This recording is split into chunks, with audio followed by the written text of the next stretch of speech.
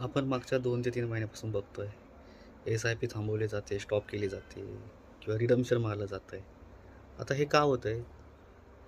तर हे सगळे डायरेक्ट प्लॅनवाले आहेत एक्झॅक्टली. रेग्युलरवाले कोणी नाही. रेग्युलरमध्ये ॲडवायझर असतो आणि तो ॲडवायझर तुमची ढाल बनून काम करतो नेहमी.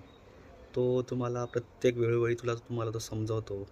तुम्हाला सांगतो, की का कंटिन्यू केली पाहिजे, त्याचं रिझन काय आहे, मार्केटमध्ये काय चाललंय, काय नाही चाललंय, कशामुळं हा डाउनफॉल आला आहे, हे सगळं तुम्हाला तो ॲडवायझर समजावत असतो.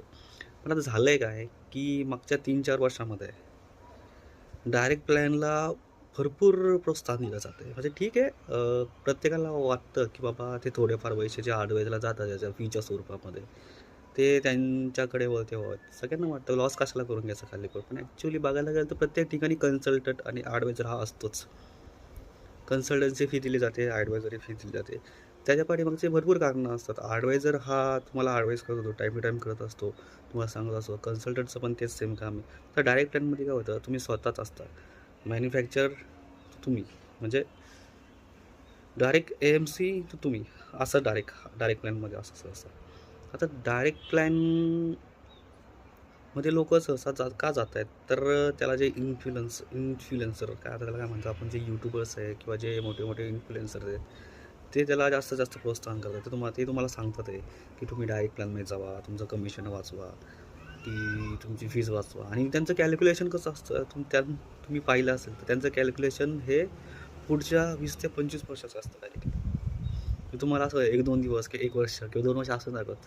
ते तुम्हाला कसं दाखवतात, पुढच्या 20 ते 25 वर्षामध्ये कॅल्क्युलेशन तुम्हाला दाखवतं 1 CR, 2 CR, 5 CR अशी व्हॅल्यू दाखवतात आणि म्हणतात, "बघा तुम्ही किती कमिशन देताय तुमच्या ॲडवायझरला." ॲक्चुअली तसं नसतं होत. पहिली गोष्ट तर तुम्हाला पुढचे 5 वर्ष थांबणं खूप महत्त्वाचं असतं आणि ते तुम्ही काही थांबणार नाहीत.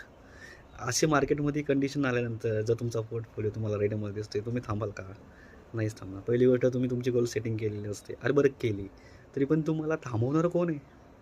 कोणच नाही आहे ना. थांबवणारं कोणतरी पाहिजे ना तुम्हाला, की बाबा थांबा, ही वेळ निघायची नाही आहे, ही वेळ एंटर करण्याची आहे.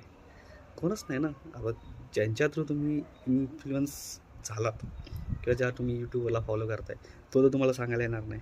त्यांनी एक व्हिडिओ बघितली, त्यांनी तुम्ही त्यांची एक व्हिडिओ बघितली, बरोबर. त्याला व्ह्यूज भेटले, त्याचं काम झालं, तो गेला. तो तुम्हाला नाही सांगायला येणार कधीच. लॉस तुमचाच झालेला आहे याच्यामध्ये आणि ह्याला तुम्हीच जबाबदार आहात. मित्रांनो, असं नका करू. तुम्ही तुमचा रस्ता निवडा, त्यांचं ऐकत नका जाऊ, कारण की लॉस तुमचाच होणार आहे.